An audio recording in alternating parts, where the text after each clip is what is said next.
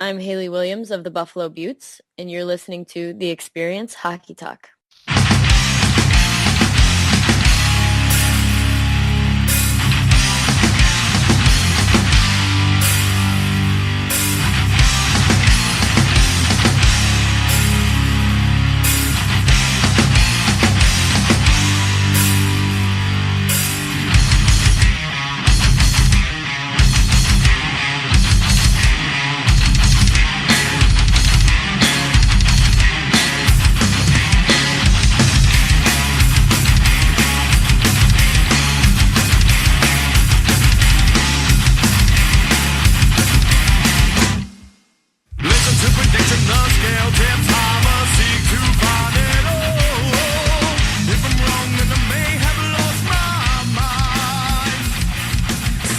And everyone, welcome to the Xperience Hockey Talk, serious hockey talk for the serious hockey fan. My name is Michael Mumum, and we are brought to you by the Tilda Kilt Frederick. The Tilda Kilt Pub and Eatery, located at 5605 Spectrum Drive in Frederick, Maryland. Come to the Celtic-themed sports pub featuring the world-famous Tilted Kilt Girls.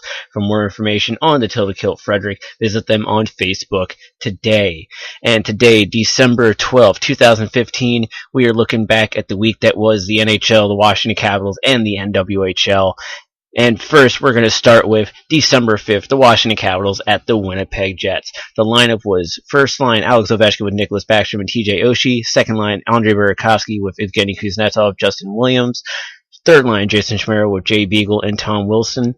And the fourth line with Brooks Lake, Michael Latta, and Stanislav Galiv.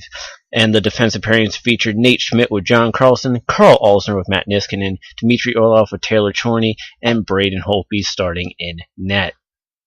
In the first period, it was a very penalty-filled first period with one goal. First off, at 7:16, Taylor Chorney was called for interference. Then at 12:33, Stanislav Galiv was called for hooking.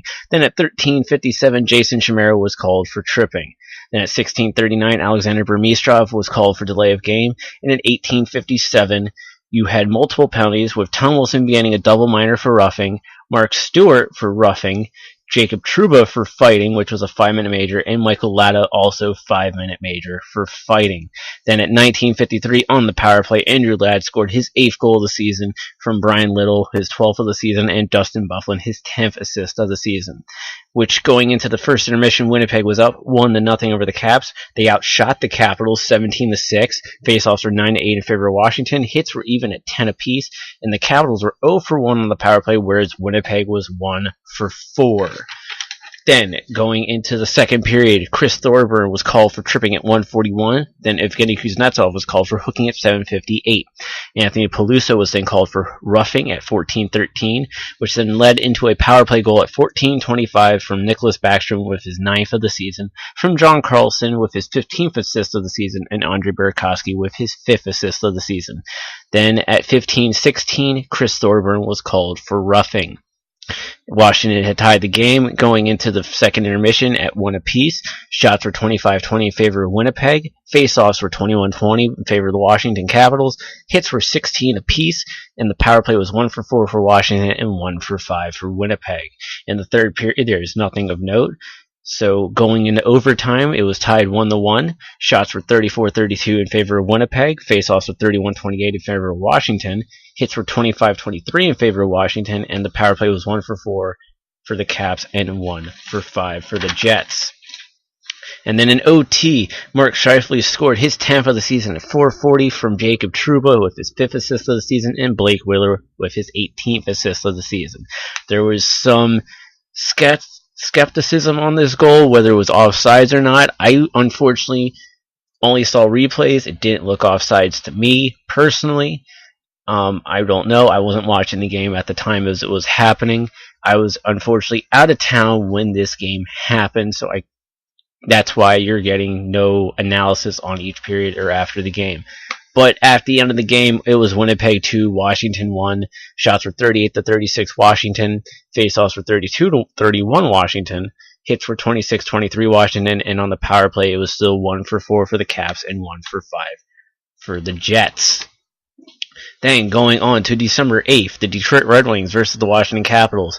Lineup was Alex Ovechkin with Nicholas Backstrom and TJ Oshie, Marcus Johansson with Evgeny Kuznetsov and Justin Williams, Jason Chimera with Jay Beagle and Tom Wilson, Brooks Lake with Michael Latta and Andre Burakovsky. Defense pairings were Nate Schmidt with John Carlson, Carl Alsner with Matt Niskanen, Dmitry Orlov with Taylor Chorney, and Braden Holtby as your starter in net.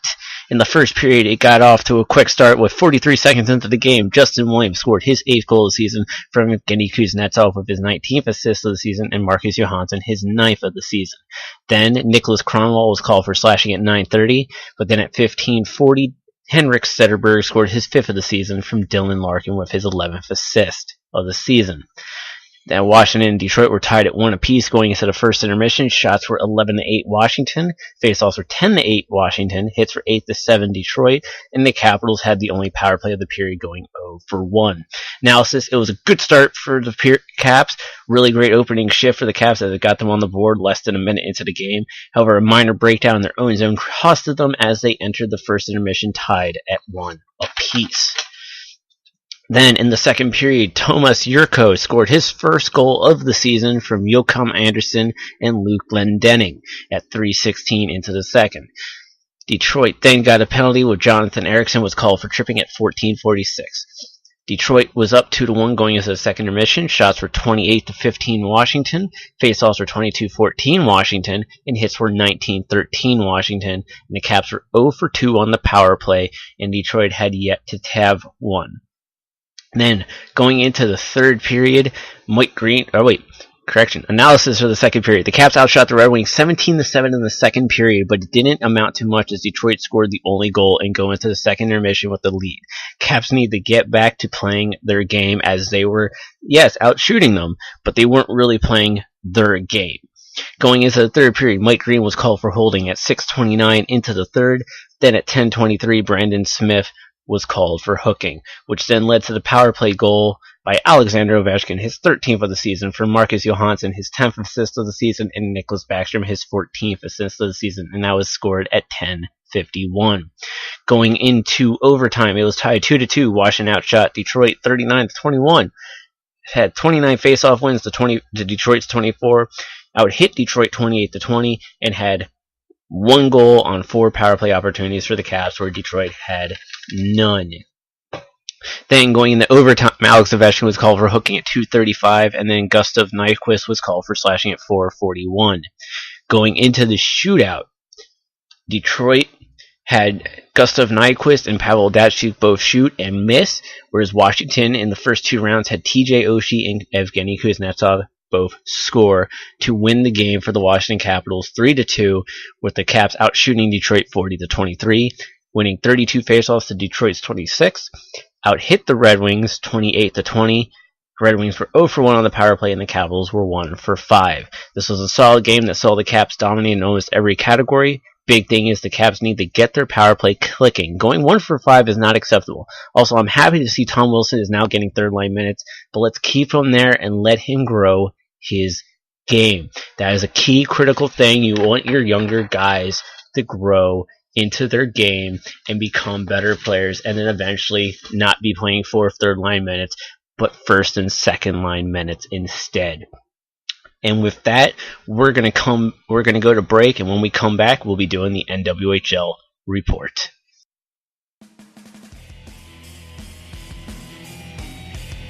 Looking for hockey cards to build your collection, or that specific card you would like to have to get signed by your favorite player? Then I recommend Just Hockey Cards out in Silver Spring, Maryland. Donald takes good care of me when I'm looking to build my collection, and he'll help you too. For inquiries, reach out to Donald at blake4av@aol.com. That's blake4av@aol.com.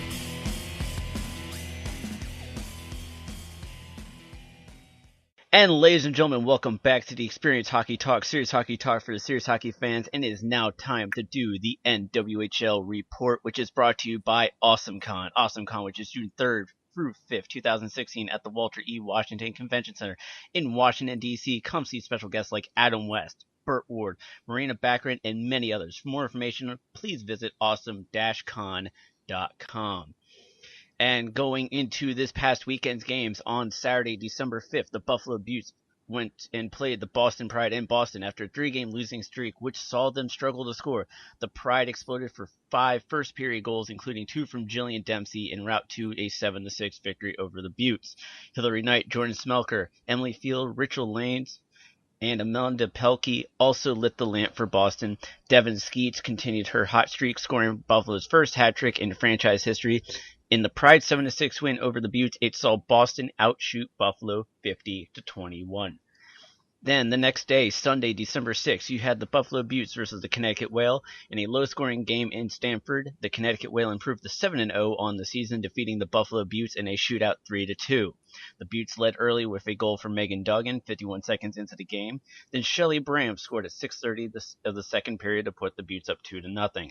The Whale were able to get one back before the end of the second when Sam Faber scored midway through the period with 25 seconds left in the third period. Kaylee Fracken would score to tie the game up for the Whale. All 3 Whales shooters scored in the shootout to win the game. And then also later that day, the New York Riveters faced off against the Boston Pride. The first 2.5 periods featured tight net minding from both Jenny Scrivens, who faced 37 shots in the loss, and Brittany Ott, who had struggled against the Riveters in the team's last 2 meetings. In the final 10.5 minutes of play, the floodgates would open when Jillian Dempsey scored on a pass from Blake Bolden. Hillary Knight would score 2 empty net goals, and Amanda Pelkey would also score for the Pride. Megan Fartelman would have the lone Riveters goal in the Pride's 4-1 victory. And then on December 8th, the NWHL has named Boston Pride forward Jillian Dempsey the Player of the Week. Dempsey had goals in each of Boston's victories this weekend, including 2 in the first 4:52 of Saturday's 7-6 win over Buffalo. She also broke open a scoreless tie in the third period of Sunday's 4-1 win over the New York Riveters. And without further ado, I bring to you the NWHL Player of the Week from the Boston Pride forward Jillian Dempsey. Jillian, welcome to the Xperience Hockey Talk. How are you doing? I'm doing well. Thank you so much for having me. Now, you just had you were coming off of a 3-game losing streak going into this weekend. What was it like to end that little losing streak and get yourself on a 2-game winning streak? Well, I think for us it was pretty frustrating to be losing that many games in a row. And, it really kind of dampens the morale. And it was very important for us to turn that around, especially heading into this little holiday break. So it was amazing to have those 2 home games and be able to get the 2 wins and get ourselves back on a roll. I think that we really were able to improve on some of the things that we've been focusing on in practice, and it helped. We played a little bit like a team, and we're able to hold on in some tight situations and get those wins that we needed. Now, of course, you started off the season 3-0, and then you went to the 4 Nations break. What impact do you think that 4 Nations break played into that 3-game losing streak? Honestly, I thought we were just going to continue what we had started off the year with, and I think maybe the break could have just thrown us off a little bit because we had some players gone and some players still back home practicing. And I think those teams, you have to give credit to the teams who beat us because they fought hard and they made the few opportunities that they were getting, they made them count. And by striking early, and most of those games that we ended up losing, that put us in a hole pretty early on.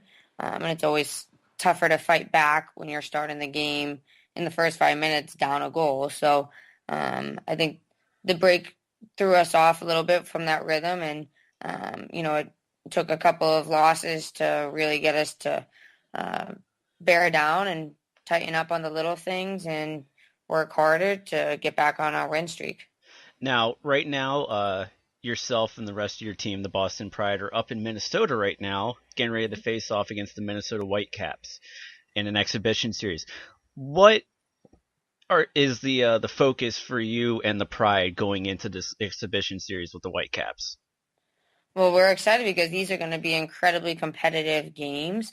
And, I think Minnesota's proud to be hosting the games, and we're just glad to be here and to have another competitive weekend of hockey. Our focus has been for the past month just really honing in on the small details and making the simple plays.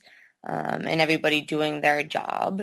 And we're just going to try to continue focusing on those little details because ultimately winning small battles and keeping it simple is what's going to win these kinds of hockey games, and really trying to bury our opportunities. There's some games when we're getting 40 plus shots and we need more of those to start going in, get more traffic in front of the net, more quality shots, um, burying rebounds. So I think we're just going to try to continue really tightening those details and making every shift count.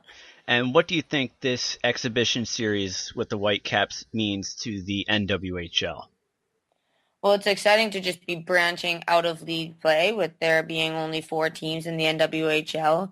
And I'm pretty sure Minnesota would want to be interested in joining the league. Who wouldn't? And they have the players and the talent to definitely compete at the high level of the NWHL. So I think it's going to be a cool experience to kind of branch off and see potential of whether this is something that, in years to come, maybe Minnesota will become part of the league. So for the NWHL, it's great to get the exposure out here in the Midwest and, maybe try to build that fan base out here too and get more people involved, especially the state where, what do they say, the great state of hockey? Or Yeah, they're the state. Minnesota's the state of hockey. Yeah, so what better place to be to try to promote the game even further than in Minnesota. We have some homegrown Minnesotans on our team too, so hopefully it can create some more buzz about the NWHL and invest more people into watching and becoming fans.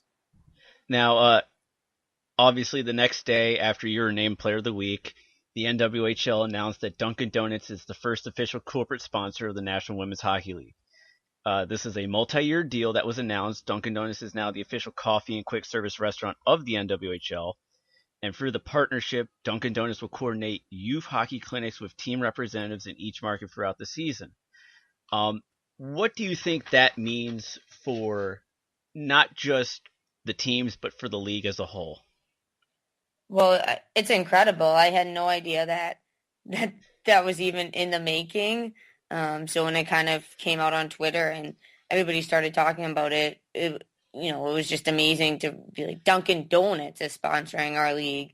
There's what they say, America runs on Dunkin', and all over Boston and Massachusetts, there's pretty much a Dunkin' Donuts on every corner.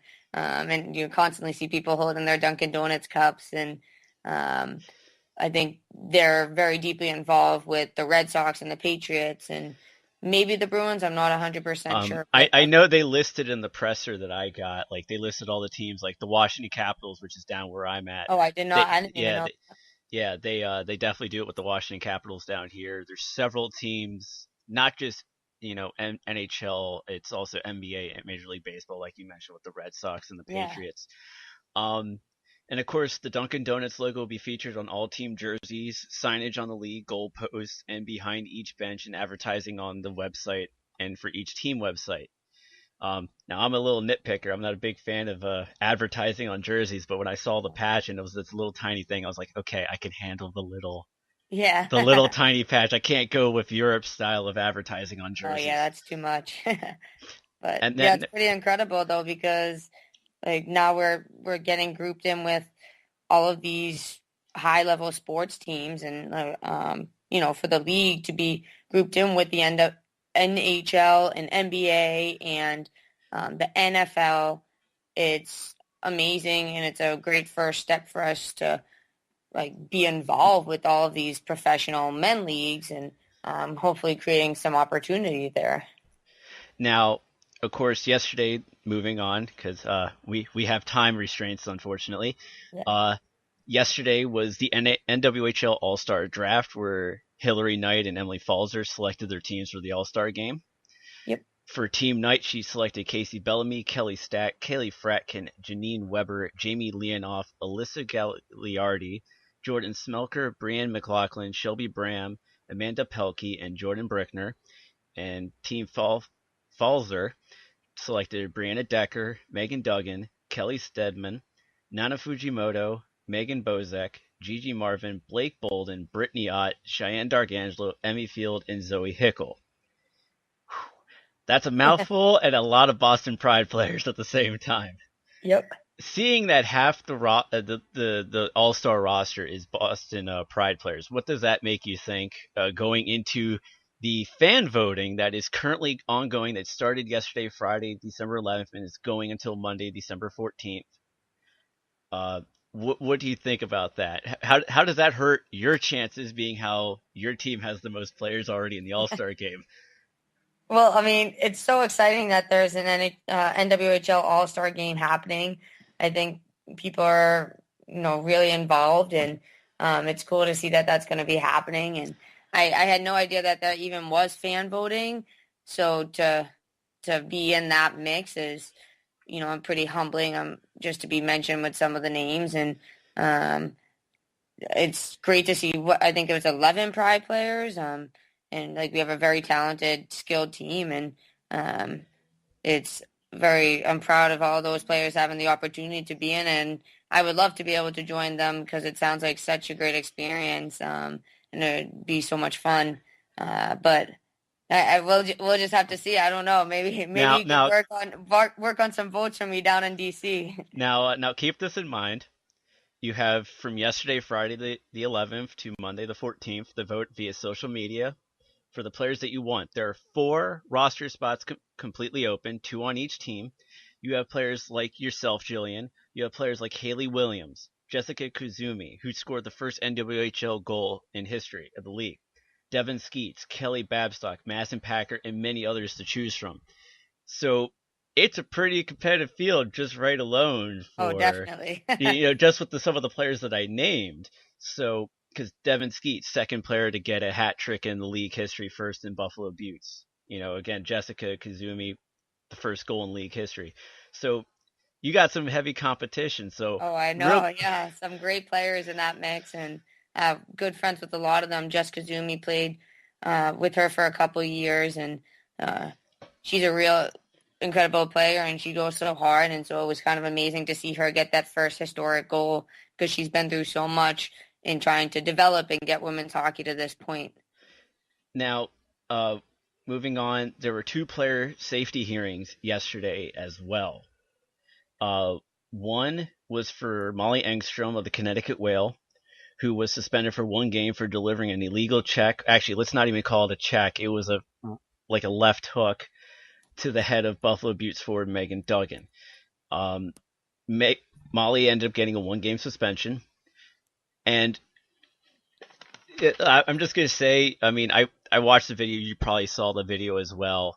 Um, it looked like it was just a play that was breaking down, and then targeting, and words were said, and a bad physical reaction came from Molly on this play.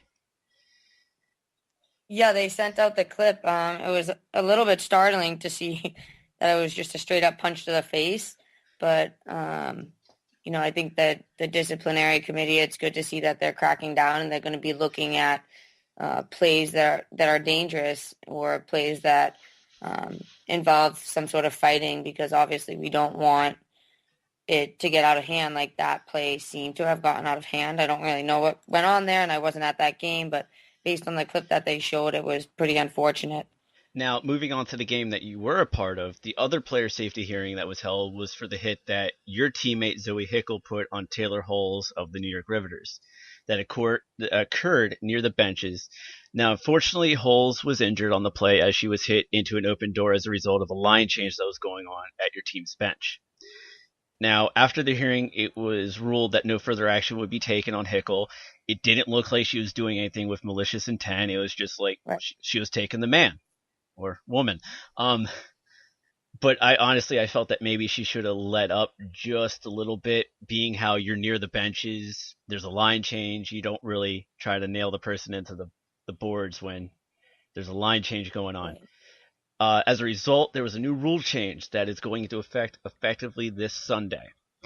And the new rule states that all bench doors must remain closed during game action. The exceptions to this rule include the following, and violations will result in a bench minor penalty. The exceptions are: 1, if an injured player is in the process of leaving the ice; 2, if a goaltender is in the process of being pulled, and 3, between whistles and in between periods. Now, I'm going to say a little piece. I'm going to let you say your piece as well. I have a little nitpick with this, that this will potentially cause too many players on the ice calls. To expect players to jump over the boards after a shift into the bench, especially after, like, say, a long shift on a penalty kill or something, I see the players like yourself not being able to do that all game long.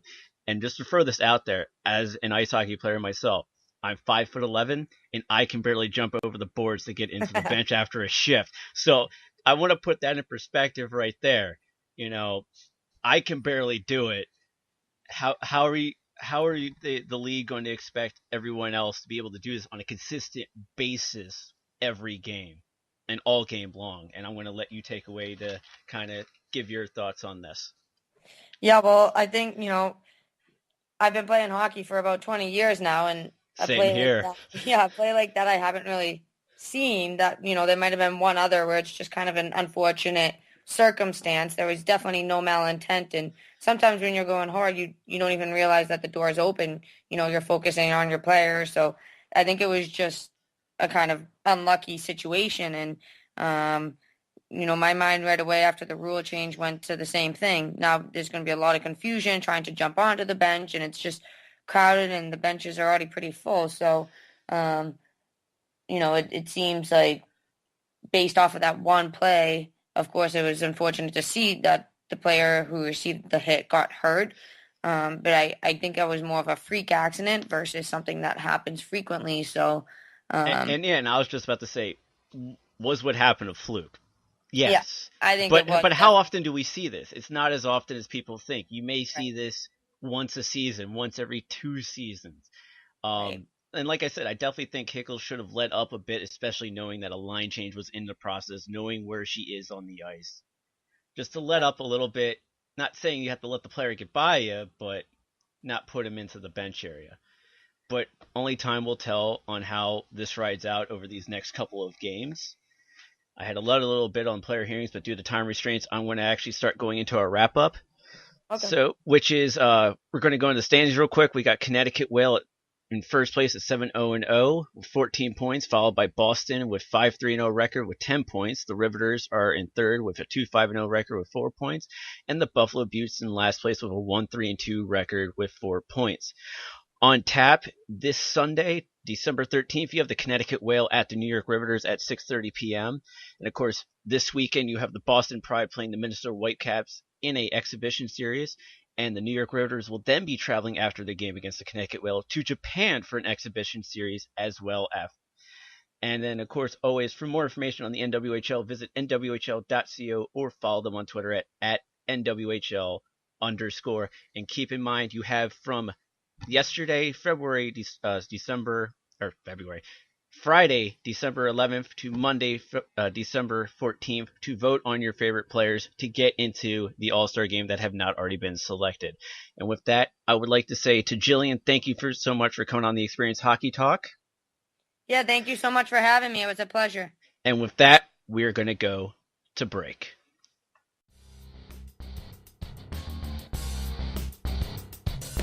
Ladies and gentlemen, that next big convention's right around the corner, which is AwesomeCon. AwesomeCon, which is June 3rd through 5th, 2016 at the Walter E. Washington Convention Center in Washington, D.C. Come see special guests like Adam West, Burt Ward, Marina Baccarin, and many others. For more information, please visit awesome-con.com today.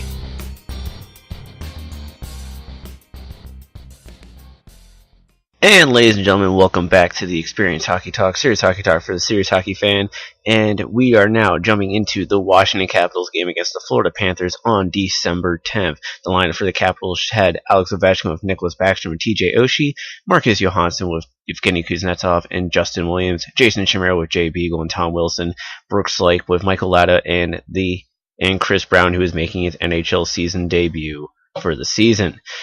Nate Schmidt and John Carlson were the first defensive pairing, with Carl Alsner and Matt Niskanen as the second pairing, and Dmitry Orlov with Taylor Chorney as the third pairing, with Philip Grubauer as the starter in net. In the first period, Florida got a goal 51 seconds into the game when Jaromir Jagr scored his 9th goal of the season from Dmitry Kulikov and Jonathan Huberdeau. Kulikov's 4th assist of the season and Huberdeau's 13th assist of the season. And then at 6:24, UC Jokinen got called for tripping. Then at 8:31, Justin Williams was called for slashing. Then at 13:29, Brandon Peary was called for elbowing. And then at 13:33, Nicholas Backstrom was called for holding the stick.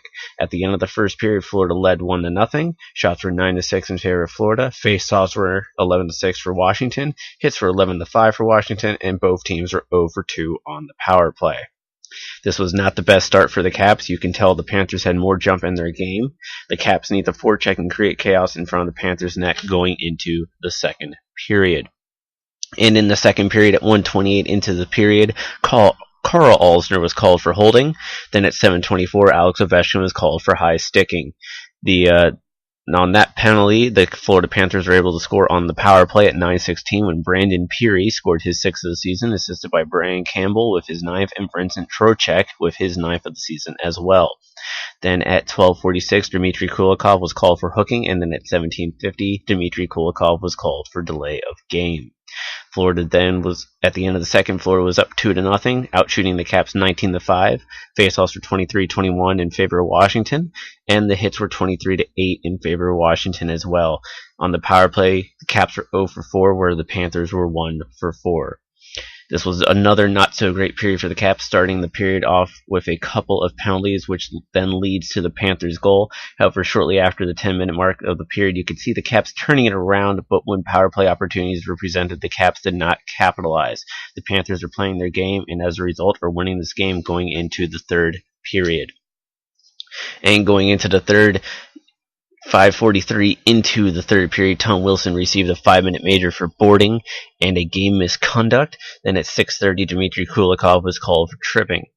Then on 4-on-4 play, I believe, Aaron Ekblad scored his 6th goal of the season from Jonathan Huberdeau with his 14th assist, and Willie Mitchell his 5th assist.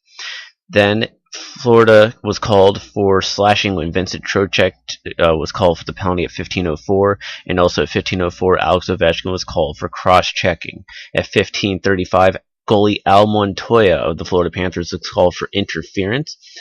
And then Alex Ovechkin scored his 14th goal of the season, assisted by John Carlson with his 16th assist, and Nicholas Backstrom his 15th assist of the season. Then at 18:56, Logan Shaw scored an empty net goal, his 2nd of the season, from UC Jokinen, his 13th assist of the season. The Panthers would go on to win the game 4-1. The Panthers would outshoot the Capitals 26-20. Faceoffs were 33-28 in favor of Florida. Hits were 31-14 in favor of Washington. The power play was 0 for 5 for Washington and 1 for 6 for the Panthers. This was definitely a dud of a game for the Capitals. Florida did a great job mucking up the Caps game. One thing that killed the Caps were special teams. 0 for 5 on the power play is unacceptable. Also, the Caps need to stay out of the penalty box. With how many times they were shorthanded, it becomes difficult to create a flow and get momentum. There are just way too many penalties taken again in this game, and the Caps need to stay out of the box, because if they don't stay out of the box, then they're not able to play their game. Most credit off to the Florida Panthers. They started it off quickly with the Jaromir Jagr goal, and they just kept it consistent throughout. And with that, we're going to go to break, and when we come back, we will do NHL news and notes.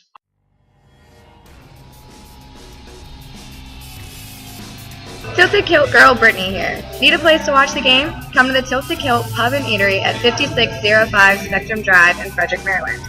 Tilted Kilt Frederick, home of the world-famous Tilted Kilt Girls. Come to the best-looking sports pub you've ever seen for all your Washington Capitals games viewing pleasure. For more information on the Tilted Kilt Frederick, visit them on Facebook today. And ladies and gentlemen, welcome back to the Xperience Hockey Talk, serious hockey talk for the serious hockey fans, and it is now time to do news and notes. And we are starting with Saturday, December 5th, when Shea Weber scored his first career hat-trick and the first ever by a Nashville Predators defenseman in Nashville's 5-4 overtime loss to the Detroit Red Wings. And also on December 5th, the Toronto Maple Leafs scored 4 unanswered goals, 2 by Nazem Kadri, to halt a 4-game skid in their head-to-head series with the St. Louis Blues. It was Toronto's first regulation win against the Blues since February 6, 2007, in St. Louis. Then on December 6th, the Chicago Blackhawks recalled forward Brian Bickle from Rockford of the AHL. A roster spot was created when forward Victor Tikhonov was claimed off of waivers by the Arizona Coyotes. And also on December 6th, NHL's Department of Player Safety announced that Vancouver Canucks forward Brandon Pruss has been fined $5,000 for spearing Boston Bruins forward Brad Marchand during their game in Vancouver on Saturday, December 5th. On December 6th, St. Louis Blues forward Steve Ott will be sidelined for 3 months following an injury sustained in the first period Saturday versus Toronto. Ott will undergo surgery on his hamstrings next week. And also on December 6th, with less than 2 minutes remaining in regulation and the Blackhawks ahead 2-1, Patrick Kane had an assist to establish a Blackhawks record with a point in 22 consecutive games. Kane set the record 44 years and 1 day after Bobby Hall began his run. On 12/7, the NHL Stars of the Week, ending in 12/6, it was announced. First star was John Gibson, goalie of the Anaheim Ducks. Gibson posted a 3-1-0 record with an 0.76 goals against average and a .968 save percentage with 2 shutouts to lift the Ducks into 4th place in the Pacific Division. In second place, Shea Weber, defenseman of the Nashville Predators. Weber tied for second among all players with 3 goals, 3 assists, 6 points, including his first career hat trick to power the Predators to a 1-1-1 record in 3 contests. And third star was Mike Camilleri, left winger of the New Jersey Devils. Camilleri led the NHL with 4 goals, 3 assists, 7 points in 4 games, including 3 straight multi-point performances to help the Devils move into the final wildcard spot in the Eastern Conference. On 12/7, at the Board of Governors meeting, Arizona Coyotes co-owner and president Anthony LeBlanc announced that the team is actively researching plans for a new home in downtown Phoenix or in the city's East Valley. The Coyotes' lease with Gila River Arena in Glendale expires after the 2016-17 season. Also on December 7th, the Colorado Avalanche honored their 20th anniversary team as selected by the fans at Pepsi Center in the second half of their home-and-home series with the Minnesota Wild. The night included a special pregame ceremony as well as a memorable Jersey Off Her Backs presentation headlined by Joe Sakic, Peter Forsberg, Patrick Waugh, Ray Bourque, and Rob Blake, among others. On 12/8, Montreal Canadiens forward Alexander Semin cleared waivers and was assigned to St. John's at the AHL.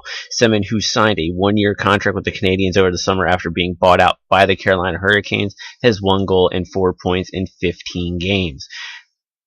12/8 also, Pittsburgh Penguins forward Pascal Dupuis will no longer play hockey because of a medical condition related to blood clots, both Dupuis and the Penguins announced. Also on December 8th, the Florida Panthers reached a modified operating agreement with Broward County after its commission on Tuesday approved a deal that includes rewriting the lease at BB&T Center. After ahead 5-1 after 40 minutes, the Stars yielded 4 straight Hurricanes goals before Patrick Sharp scored the winner with 18.5 seconds remaining in regulation to lift the Dallas Stars to a 6-side victory over Carolina. Also on December 8th, Patrick Kane scored into an empty net with 1:36 remaining in the third period to record his 600th career point, extend his point streak to 23 games, and lead the Blackhawks past the Predators in the first half of a home-and-home series. On 12/9, Alexander Semin was placed on unconditional waivers by the Montreal Canadiens with the purpose of mutually parting ways with the forward. Semin declined his assignment the day before to St. John's of the AHL after clearing waivers on Tuesday. On 12/10, the Columbus Blue Jackets goaltender Sergei Bobrovsky will be out for 3 weeks with a lower body injury. Bobrovsky left the game on Tuesday against the Los Angeles Kings with 5:35 remaining in the third period after making 33 saves on 34 shots. Also on 12/10, Vancouver Canucks defenseman Dan Hamhuis sustained a facial fracture when he was hit by a puck during a game Wednesday against the New York Rangers and will have surgery on Friday 12/11 As of 12/10, there is no timeline for his return. And on 12/10, Chicago Blackhawks forward Patrick Kane scored a third-period goal to extend his franchise record point streak to 24 games. And then on 12/11, Ottawa Senators defenseman Chris Phillips likely won't return this season because of problems he has been experiencing during his rehabilitation from off-season back surgery, per general manager Brian Murray. Phillips, who is 37, hasn't played since February 5th of last season when he played in his 1,179th game with the Senators, breaking former captain Daniel Alfredsson's record. And then also on 12/11, San Jose Sharks forward Logan Couture is out indefinitely after having surgery Thursday to repair a small arterial bleed in his right leg, General Manager Doug Wilson said in a statement released by the Sharks. At this time, there is no projected time frame for his return to the ice, but it is not expected to be a long-term recovery. Fortunately, this injury is completely unrelated to his previous ankle injury that kept Couture out of the lineup for 23 games. And finally, on December 11th, Patrick Kane extended his point streak to 25 games with a power play goal, 10:36 into the second period of a 2-0 win against the Winnipeg Jets at the United Center, tying Pittsburgh Penguins center Sidney Crosby's streak in 2010-11 as the longest since the 1992-93 season. And I completely forgot to write what is on tap for the Caps, so we take a quick look at their pocket schedule. Coming up next for the Washington Capitals, we have 4 games on tap. Today, December 12th, they play the Tampa Bay Lightning in Tampa Bay. Then on Monday, they play the Pittsburgh Penguins in Pittsburgh. Then on December 16th, they're at home against the Ottawa Senators and at home against the Tampa Bay Lightning on Friday, December 18th. Also, just throwing this out there for all those, going back to the NWHL report, you can keep on voting as of right now until this upcoming Monday. And if I were allowed to vote, and unfortunately I can't because I am press, my vote would go to Haley Williams of the Buffalo Beauts, who is the first person to ever be interviewed on this show in regards to the National Women's Hockey League. So I recommend my vote would be Haley Williams, but there are also many others that are deserving of the vote as well. You can follow me on Twitter at Xperience Hockey and on Facebook at facebook.com/Xperience Hockey Talk. And as always, we have been brought to you by the Tilda Kilt Frederick, the Tilda Kilt Pub and Eatery located at 5605 Spectrum Drive in Frederick, Maryland. Come to the Celtic-themed sports pub featuring the world-famous Tilda Kilt girls. For more on Tilda Kilt Frederick, visit them on Facebook today. And until next time, we'll see you on the ice. The ice. The ice. The ice. The ice.